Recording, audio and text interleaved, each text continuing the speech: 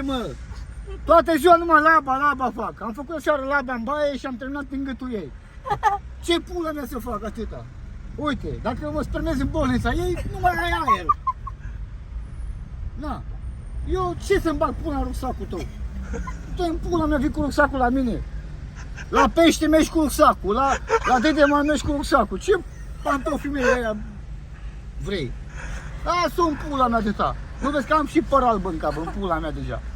Ce draia cu atâta? Băi, oameni buni, m-am săturat 5 copii am aruncat de azi dimineață și până acum, așa.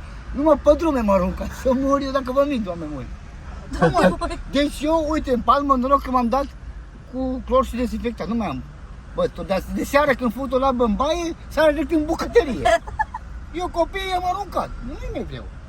Dar nu se dracu de copii. Toată ziua îmi cere copiii de mâncare, lapte, pampers, de ce pula mea, bine arunc copiii. Și dracu. Numai labă, toată ziua pula mea, nu mai pot. Aseară mi-am făcut o labă, azi dimineață o labă, după masă fac laba. Ce pula mea, atâta labă fac pula bături în palmă, lasă-mă în pula mea. Nu, moșule, zi tu, când faci o labă, cum e? Când faci o labă, cum e?